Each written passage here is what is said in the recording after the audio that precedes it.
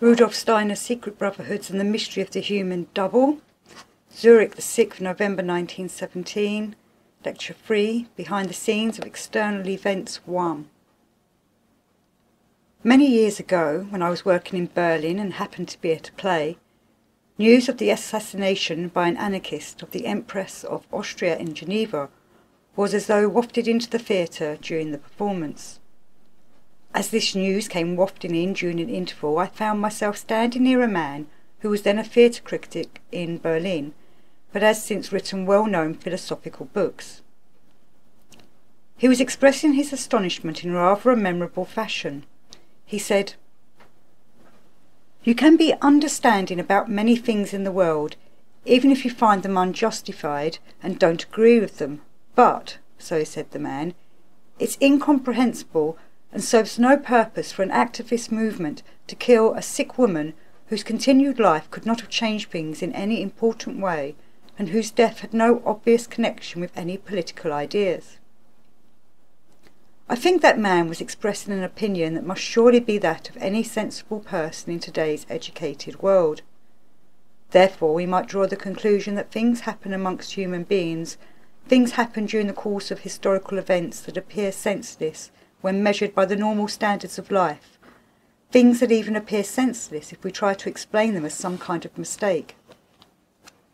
However, this is the very kind of event, and we could add many, many more to the list, which shows us that something seemingly incomprehensible outwardly must indeed appear incomprehensible outwardly because there are spiritual forces and spiritual deeds being played out both for good and evil behind the scenes, if I may use this expression, of events in world history, spiritual happenings and spiritual actions, which can only be comprehended if spiritual science can be used to throw light on the realms that lie behind the scenery of everyday life as it runs its course in the sense-perceptible world. These things that happen can only be comprehended on the basis of ideas from the spiritual world, and they must of necessity appear incomprehensible, whether in a good or an evil sense, if they are viewed only in connection with the sense-perceptible world. So if one has an experience like this one in a theatre, which might be called a coincidence, but could perhaps also be a symbolic guise for something karmic, then one is inclined to ponder on how different things look behind the scenes in comparison with what is being presented on the stage. These remarks are intended as a starting point for what I want to say today, which I shall also enlarge on further the next time we gather here. I shall talk now about what it is important for people to know in connection with all kinds of things that take place behind the scenery events here on the physical plane. If one wanted to fit in with today's lazy way of describing only in general terms what lies in the spiritual world and is connected with human affairs here on earth, one would be unable to make them comprehensible, for we can only understand these things if we go right into concrete, actual facts of the spiritual world. As you know, and has been described and written about many times, we structure human evolution according to different periods, great periods such as the old Saturn, Sun and Moon times and so on, and smaller periods such as the Lemurian and Atlantean ages and our post-Atlantean period. Even these smaller periods are tremendously long, and within them we speak of cultural epochs, which for our post-Atlantean period are the ancient Indian, ancient Persian, the Egypto-Chaldean, the Greco-Latin epochs, and our present fifth post-Atlantean age. We speak of these periods because in progressing through earthly evolution, humanity as a whole changes its, in this case soul, characteristics from one period to the next. Humanity undergoes a real development in each such period, by which I now mean the smallest of the periods mentioned. Every such period imposes obligations on humanity as to what must be experienced, what must cause joy or sorrow, what must be learned, where the source of its will impulse lies, and so on. The task to be tackled by the Egypto-Chaldean cultural epoch differed from that facing the Greco-Latin one, and our own age also has quite specific tasks.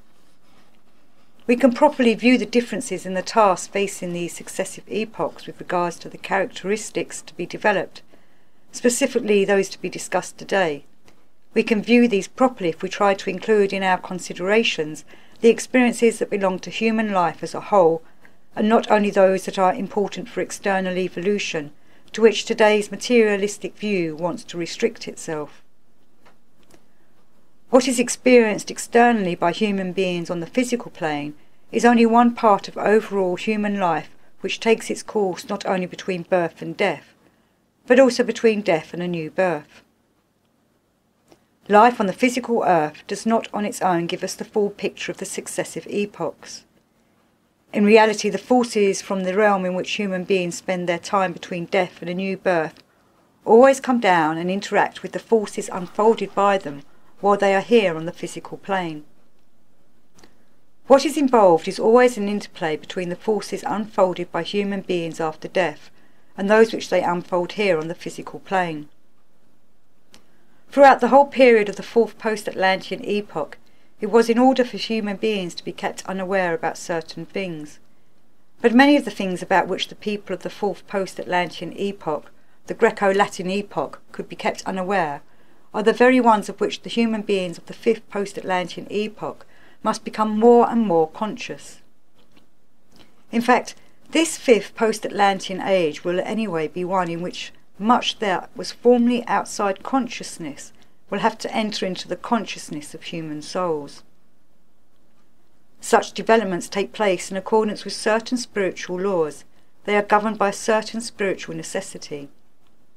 Humanity is simply predisposed in such a way that certain capacities of understanding and also certain forces of will develop at a specific time.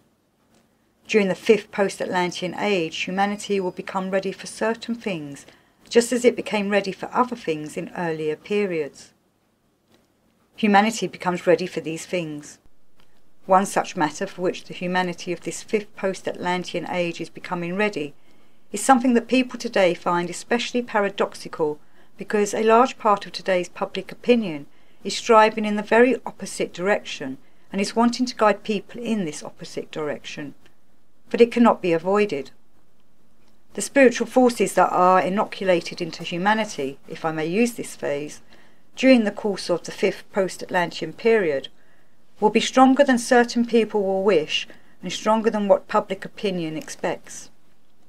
One matter that will assert itself powerfully will be the possibility for humanity to be guided more in accordance with occult principles than has ever been the case before.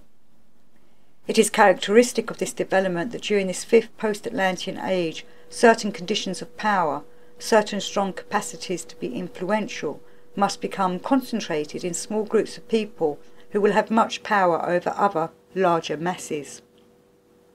Part of today's public opinion is working strongly to counteract this, but it will develop anyway, for a specific reason. It will develop because during the fifth post-Atlantean age, a large part of humanity will, out of what is maturing in its soul, out of what is necessary for the evolution of humanity, develop certain spiritual capacities, namely a certain natural ability to look into the spiritual world.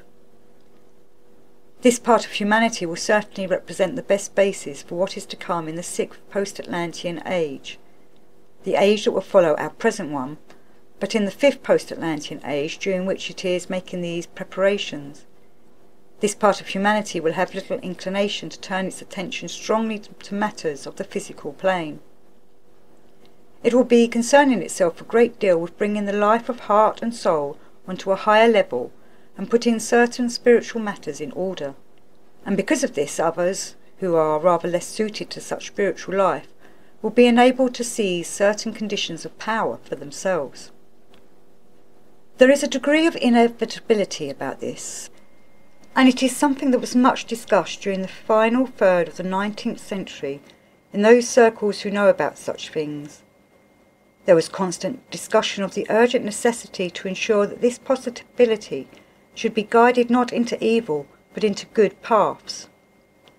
During the final third of the 19th century, and especially as the turn to the 20th century was approaching, occultists of every persuasion were heard to say, preparations must be made so that those who attain the power to act may be the ones who are worthy of it. Obviously, except in the case of very few circles, these closest to the speaker for whatever worldly reason were the ones seen as worthy. Amongst occultists, this subject was as topical then as it is in a certain sense today. There are other things too that will come out and become known to people and enter into their will during the fifth post-Atlantean age, simply because human beings have reached the stage in their development where they are ready for them. These things are more far-reaching. In fact, they are so far-reaching that they must be of serious concern to all those who are conversant with such matters. During the fifth post-Atlantean epoch, the human being's physical apparatus for thinking will become mature enough to comprehend fully certain elements that are connected with diseases, certain processes of healing, and connections between natural processes and diseases. Those who know about these matters are concerned because they must adopt the goal of ensuring that the individuals who will be chosen to bring teachings and impulses about such things out into the open will do so in a proper and dignified manner. For there will be two possibilities. Either it will be possible to put out information about these things in a way that leads to calamity for the world, or it will be possible for them to be taught in a way that leads to welfare in the world. These things are connected with the inmost essence of certain conditions in human procreation, and certain conditions connected with diseases, and also with certain conditions relating to the advent of death. By being made known to humanity, these things become weighty thoughts and impulses and are very significant indeed. Meanwhile, the purpose of this fifth post-Atlantean age is to bring the degree of freedom to human beings which they will need in order to receive enlightenment about certain matters that have hitherto lived more in the subconscious realm of their soul, and also to enable them to master these things. Those who know about such things have been at great pains to consider what is feasible or could be done in the one or the other direction, for everything that can be done in these matters conveys a degree of power and a possibility of participating in human affairs in far-reaching ways. With regard to the development of the fifth post-Atlantean age, these matters have, as I mentioned earlier, been very much to the fore within the esoteric streams of the 19th century, right up to our own time. There is also another fact that those who know about it regard as very important, so that because of its importance they must bring it into connection with various others. I have mentioned this in lectures from time to time. When you have stepped across the threshold to the spiritual world and are making spiritual observations there, you find that single facts, always individual facts, appear before your soul. It then transpires that facts which at first sight appear to the spiritual eye to have nothing to do with one another are actually connected when you grasp their meaning. Such facts illumine and clarify each other, and then enable you to press on further into the essence of the spiritual world in the profoundest sense. A further fact which I also want to put before you will at first sight appear completely unconnected with what I have just said. But you will find that this further fact does actually have a very great deal to do with those things I have just mentioned. This further fact is this.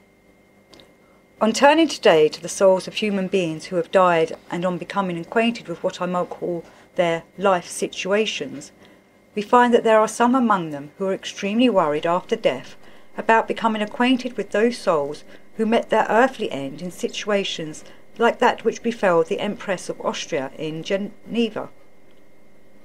In other words, we discover that those who are sent through the gate of death by activists, let us call them this for the moment, represent a great worry for some others, who have passed through the gate of death in the normal way and then gone on to have their experiences in the spiritual world. We find that human souls who have passed through the gate of death in the normal way dread, after death, having anything to do with those other souls. They avoid having contact with them. Please do not in this case dwell on what must seem to your feelings to be paradoxical about this reaction. There are, of course, so many ways in which souls can meet and have dealings with one another that it would be misplaced to bring our sympathy into play immediately, even though this would be a justifiable and understandable way to react in such a situation.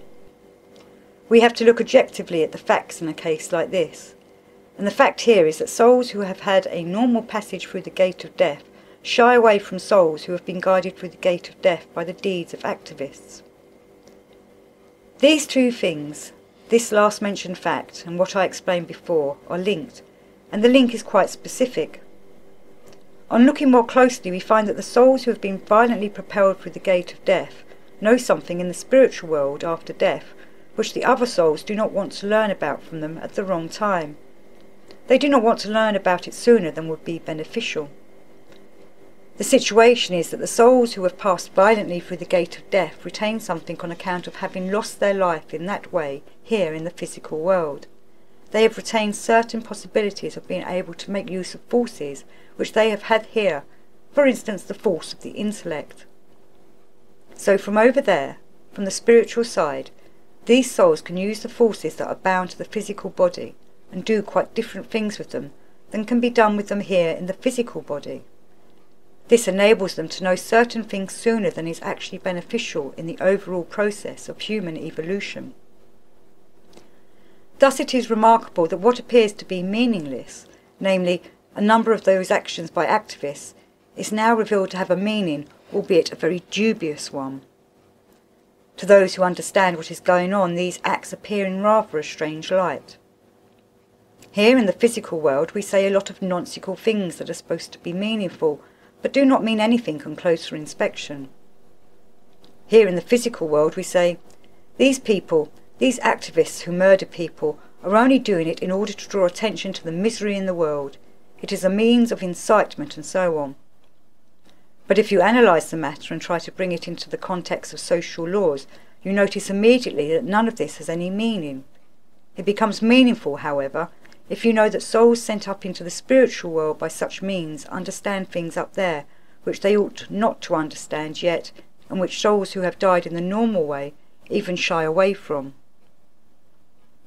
Of course, what then suggests itself is that, on the basis of information such as is available regarding the murder of the Empress Elizabeth of Austria, one should investigate esoterically the various assassinations that have been taking place, so as to discover what is going on in connection with those souls who arrive in the spiritual world as the keepers, as it were, of certain secrets that can have consequences about which we shall speak in a moment. Those who examine the sequence of these assassinations purely externally are likely to conclude that the selection has come about by chance. But if you analyse the matter and look at the individuals who have been dispatched to their death in this way, you realise that they must have been selected on purpose, though not on the basis of criteria applying to the physical world, but rather on the basis of criteria applying to the spiritual world. However, on investigating a large number of known assassinations with this in mind, one comes up with something very peculiar. On looking at Carnot, at the Empress Elizabeth and a good many others, something very peculiar becomes evident. What becomes evident is that although, as I've described, there was a possibility of achieving something through these assassinations, it has not been achieved. Nothing of it has been achieved. It would have been achieved if souls had been found who would, so to speak, have been willing to receive what was on offer. Both parties would then have been involved in a transcendental, a supersensible guilt. The souls who had passed through death in the normal way would have learned about things which would have driven them in directions through which they would have become guilty, and those who had gone into death violently by means of assassinations would have made themselves guilty through having disclosed something which it is not yet possible to disclose. Higher spiritual beings, higher hierarchies prevented this because from a certain point of view the consequences would have been such that they needed to be averted for the good of a certain portion of humanity. The damage that would have been done by these things was prevented, so to speak, by the intervention of higher spiritual beings. So what we find here is an attempt made with unsuitable means, or means that were deprived of their suitability, an attempt to do something in the spiritual world behind the scenes of our usual physical world. On delving even further into these matters, we find the source of these impulses. In the greater part of the assassinations that have become known to you and have been discussed in Europe, the impulses, by which I mean the spiritual impulses, were not the original ones. They were derived from something else. They were, to put it simply, measures of defence. The purpose was to avert something else. These deeds are intended as a way of preventing other deeds along the same lines from being carried out, or rather of preventing the consequences of such deeds from taking effect. This is a very mysterious matter, and this whole matter only becomes comprehensible if we consider what it was that had to be prevented, what it was against which these preventative measures had to be taken. We are looking here through spiritual science into matters that are profoundly connected with the impulses of present and future human life, about which it is extraordinarily difficult to speak, because everywhere they go against certain naive, and also justified, interests that people have.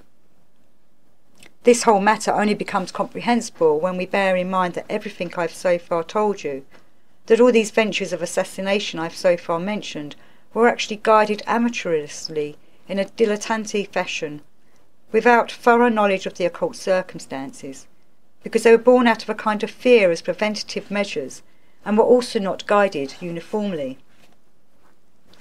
This whole matter only becomes comprehensible if we examine what it was that had to be deflected. As such, this has already been striven for and set in motion by means involving greater insight. Right up into the 19th century there existed in the East a remarkable order, the Thugs. This order, which flourished in a part of Asia, had not come into being simply out of the longing in the hearts of its members to achieve certain aims. The members of this order were obliged to murder certain individuals indicated to them by superiors, who very, very strongly maintained their anonymity. The order was a kind of murderer's order which had the task of murdering certain individuals. Its activity simply manifested in the way one heard from time to time that one person or another had been murdered. The murder was committed when a member of the Order of Thugs was instructed by anonymous superiors to murder such and such an individual. Those in authority who set such things in train knew very well what goal they were pursuing. First they arranged the affairs of the physical plane in such a way that this order of murderers could come into being, and then they arranged the affairs of the orders of murderers itself in such a way that its purposes could be carried out. The goal of all this was to make those human beings pass through the gate of death violently, who would thus be equipped with the capacity that will enable them after death to know certain secrets. Those who arranged all this then also, on the other hand, set up here on the physical plane corresponding mirror events, as they are called in occult life. Their purpose is to set up corresponding mirror events here on the physical plane. Such events have indeed, to some small extent, already been set up here on the physical plane. This is done as follows. Certain suitable individuals are schooled to be mediums. They are then put into a trance, and the streams coming from the spiritual world are guided to the medium by certain methods in such a way that the medium makes known certain secrets that cannot be made known in any other way. The only way they can be made known is when a person who has been violently killed uses over in the other world certain forces which have remained usable as the result of the violent death, as a soul that person comes to understand the secrets and allows them to seep into the medium. Those here on earth who have an interest in finding out about such things can then find out more about what such souls allow to seep into the medium. The things that are researched in this way are, in a sense, what I might call spiritual premature births. Souls who have passed through the gate of death in the normal way know, if they then meet with the opportunity to come into contact with such things, that their time has now come to prepare themselves, and they show that they are preparing themselves so that at a later time, when humanity will have reached the right stage of maturity, they will be ready to bring down certain matters from the spiritual world to the earth and inoculate them into the earth down here. Indeed, it is actually an important task for a number of people who are now passing through the gate of death to use, when they have become mature enough for certain secrets, the normal forces in connection with those secrets, rather than learn about them through a foreshortened experience by using forces brought into play by a violent death. These human souls do indeed have the task of finding out about these forces and inspiring people who are here on the earth with them, people who are not mediums but who should find out about them in a normal and proper way through inspiration. In normal life one has to wait for this. when things that ought to come later make their appearance as spiritual premature births by the means I've described, through criminal occult activity. When this happens, those whose intentions towards humanity are not good, in other words, those who are black or grey magicians, can gain possession of such secrets. Such things have indeed been going on behind the scenes of external events during the current decades. The purpose was, firstly, to present certain groups of people with the secret of how to dominate great masses, as I indicated first of all. This secret involves knowing how those masses who have little interest in external affairs, but who have budding spiritual capacities that can serve in preparing for the sixth post-Atlantean epoch, can be thoroughly dominated, and how such domination can be put into the hands of some few individuals. That was the first purpose. The other is something that will play a great part in the future, namely to get those secrets into one's clutches for the purpose of turning in a certain direction the circumstances that have to do with the processes of disease and also of procreation. I have already mentioned these things to a number of friends. Certain circles in this materialistic age are striving to paralyse and make impossible all of humanity's spiritual development through causing people by their very temperament and character to reject everything spiritual and regard it as nonsense. A stream of this kind, and it is already noticeable in some isolated individuals, will become deeper and deeper. A longing will arise for there to be a general opinion. Whatever is spiritual, whatever is of the spirit, is nonsense, is madness. Endeavours to achieve this will be made by bringing out remedies to be administered by inoculation, just as inoculations have been developed as a protection against diseases. Only these inoculations will influence the human body in a way that will make it refuse to give a home to the spiritual inclinations of the soul. People will be inoculated against the inclination to entertain spiritual ideas. Endeavours in this direction will be made. Inoculations will be tested that already in childhood will make people lose any urge for a spiritual life. This is, however, only one of the things connected with a more intimate knowledge that must come about in this fifth post-Atlantean age regarding the connection of these natural processes and remedies with the human organism. They will make their appearance among humanity at the appropriate time. The decisive question will be what succeeds first, whether the endeavours to let those spiritual premature births get into the hands of individuals for the furtherance of their own purposes, or whether knowledge about these things will come down in the right way for the welfare of humanity when the time is ripe. The organisation intending to bring about those spiritual premature births through working with the help of the Thug Order of Murderers was not amateurist. It worked very systematically, but in a way that is frightful for anyone whose intentions towards humanity are beneficial. It worked professionally, not amateurously, and knew all about the appropriate means.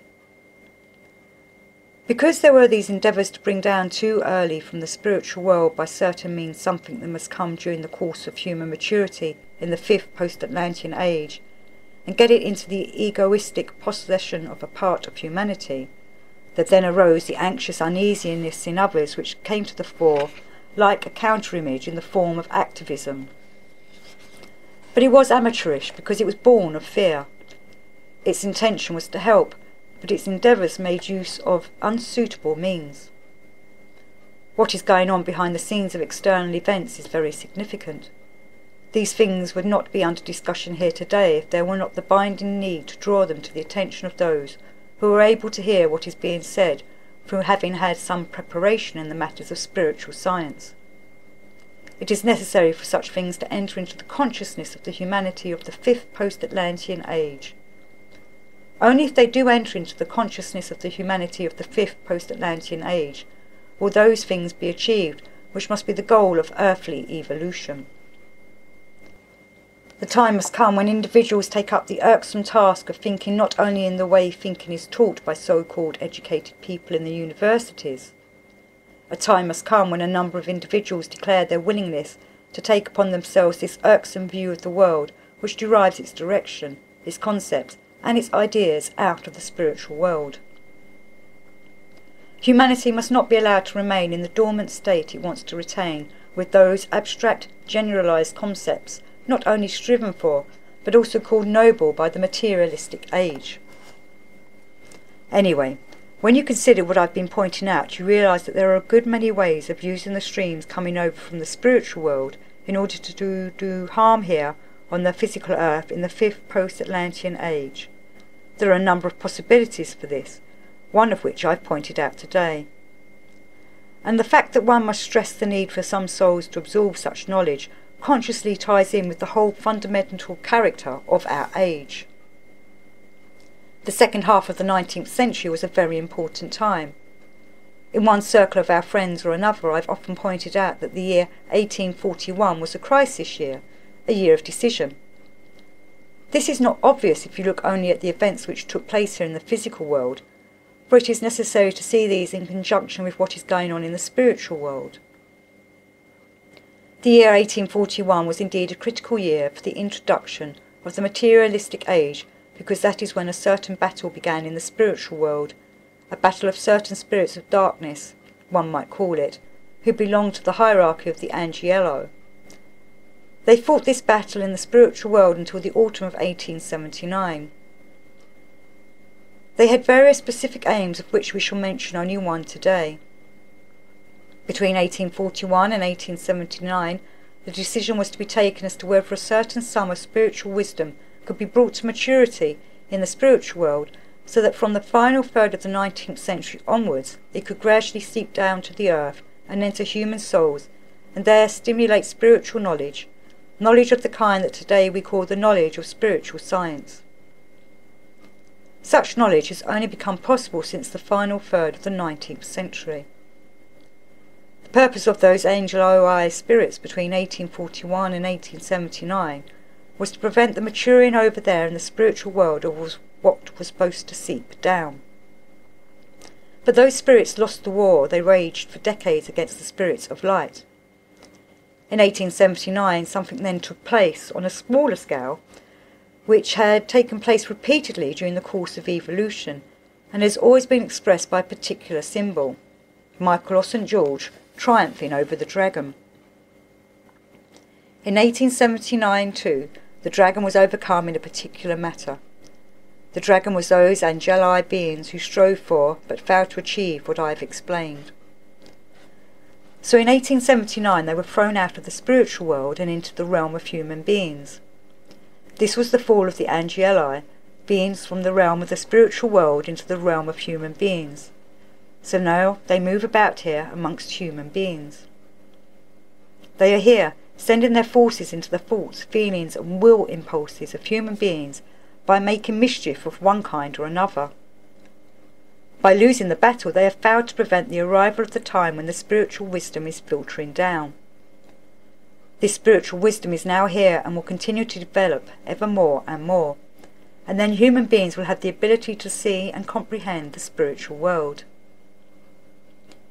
Those angeli beings have now fallen down to the earth. Here they want to do harm with what is filtering down. They want to guide the knowledge into the wrong channels, to rob it of its good powers and send it into bad channels. In short, having failed to achieve what they wanted with the help of spirits, they now want to achieve it here with the help of human beings because of the fall they experienced in 1879. They want to destroy the good plan for the world which consists in spreading amongst human beings, when the right moment of maturity has been reached, the knowledge about how to control the masses, and the knowledge about birth, disease and death and other things. They want to spread such knowledge too early, by means of those spiritual premature births. They are also busy in other ways apart from what I have mentioned here. Awareness alone will help us against the influence of these Ahrimanic beings. I've pointed this out many times, especially in the mystery plays. You will remember the final scene of the last one, where we see that the only thing which helps us to counteract Ahriman is to see through him, to know that he is there. The 5th post-Atlantean age must develop to the point at which many individuals can speak to the Ahrimanic powers and beings as Faust does, for in they nout I trust to find the all. The attitude of mind must develop in which one can look into what the materialistic view sees as nout, and these see the spiritual world. If this happened, Ahriman Mephistopheles would be forced to speak to such individuals as he speaks to Faust when he sends them to the mothers. I will not grudge my praise before thou goest, and well I see that thou the devil knowest. The other day over in Dornick I said in jest that Mephistopheles would never have made such a remark to Woodrow Wilson. To Wilson he would have said, "The devil the vulgar herd never sent, even though he have them by the collar." What really matters then is that people must learn to look and see the concrete events taking place in the spiritual world. But when such a thing is most especially necessary, the powers who want to oppose it are also especially strong, and this then leads people to resist what they should be doing. There is something I beg you to take into account here in Zurich in connection with your most praiseworthy plan that can be greeted with joy, namely your plan to bring spiritual science to certain circles who are as yet very negative towards it. What I beg you is that you will not entertain any illusions about this. Much disappointment, indeed initially nothing but disappointment, is what one must expect when one tries to begin in the right way to do things that must be done and have to be done. Nothing must ever prevent us from doing these things.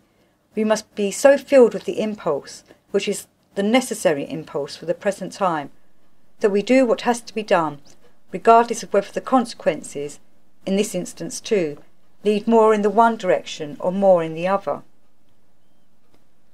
This is the only attitude that can lead to any success. Often what one achieves in one direction is not at all what one intended. I must beg you to realise that one must do far more than seems necessary for the degree of success achieved. This is because making propaganda for spiritual science involves getting involved in something quite different from what is entailed in all the other propagandas put out today in other fields. In other fields one is, after all, usually telling people about things that they already know as thoroughly as the worshippers praying in church know about what the pastor is telling them from the pulpit. Most associations have programs that are easily assimilated by people. Usually they remain in the realm of abstraction, beautiful programs that have nothing to do with reality and cannot lead to anything real. To nurture the endeavours of spiritual life in the fifth post-Atlantean age, one must regard them as something that is alive.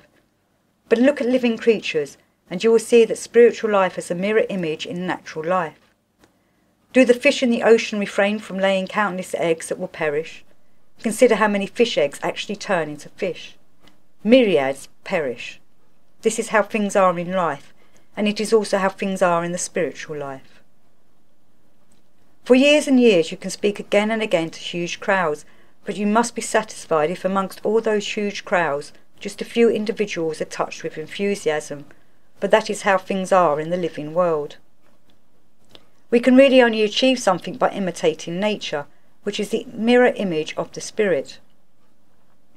What would happen if nature, having noticed how many eggs perish each year, refrained from allowing all the eggs that perish to be laid in the first place? The process of nature is unceasing, and it is this that leads to evolution. It is not important to consider whether one thing or another can be achieved, whether one person or another has a positive response. What is important is that we regard the matter in hand itself as the impulse, and that we cannot help but bring this impulse out into the world. The reasons, a number of which we have considered in our souls again today, the reasons why one must bring this impulse out into the world of the fifth post-Atlantean age are truly grave enough. And resistance against efforts to do it will be greatest when the need to do it is at its most pressing. As regards the things that happen here on the physical plane, which are just now barbarous indeed, people will have to make the effort to see all these things in conjunction with events that are taking place behind the scenes. Only then will it all become comprehensible. Today's historians, socialists, economists and politicians who derive their rules and laws solely from the physical plane, in comparison with what is really needed today, such people are like someone who, when faced with an onerous task, begins to tackle it by lying down and going to sleep on a couch, thinking that he will manage to do the job in his dreams. This is indeed in most cases how those belonging to the life of culture and the life of the various scientific disciplines set about their work. These are people dreaming their way through reality. How do people now write about history? How do they write about sociology? They write as people do who have no idea about the real forces that lie behind the things they dream about. The source of events as drastic as those taking place in our time surrounds the people who are today connected with science like a room surrounds someone who has never seen it because he has been brought into it while asleep and then goes on sleeping, thus only getting to know the room in his sleep. This is the way in which purely materialistic science gets to know the world. What I have called imaginative consciousness in my book The Riddle of Man is something that must to some degree come to the humanity of the fifth post-Atlantean age as a matter of course, for certain secrets must come to light because otherwise they will be spread out amongst people in the wrong way by means such as I have told you of today. As I have said, it is not easy to point these things out at the present time, but it is a necessary duty to do so. For in many matters one needs to develop a gift of observation that is different from the coarse gift of observation people have these days. There are two things I should like to make in connection with what I've been saying. Firstly, people do make some progress today when they endeavour to look at things they would otherwise have regarded as coincidences, but instead of doing this now take them so seriously that they perceive them as suggestions for a deepening of the soul.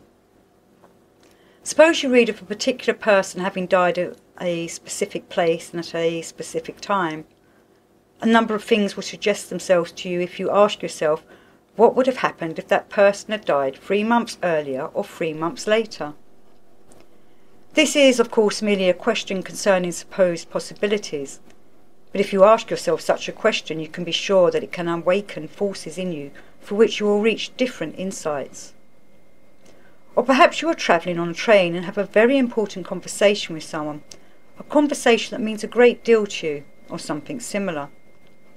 A materialist will of course regard such things as pure coincidence, but someone who wants to find his way gradually into being able to look behind the scenery of existence, such a person will pay attention to such things. He will ponder these things, not by forcing them into conceptual forms, but by sensing the feelings they generate. He will concern himself with these things because they are like hints of the forces at play between things that happen, forces that are more than merely mechanical or mathematical. That was the first point. The second, which I want to keep on and on mentioning, is that despite today's materialism, much that is spiritual is being revealed to human beings. But people are embarrassed to say too much about spiritual experiences they may be having. When someone opens up a little and begins to tell you things because he has developed trust in you, you will hear about how one person did this or another did that. If a person tells you really honestly and candidly why he founded this newspaper or why he did something else, he's telling you a dream, something like a dream.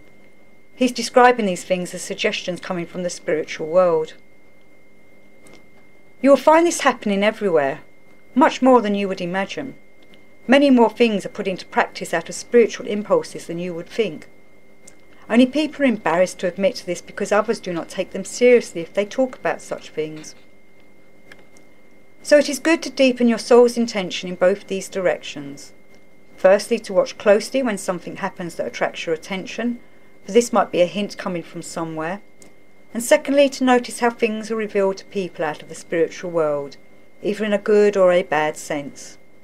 Things which give them the impulse to take action in some way.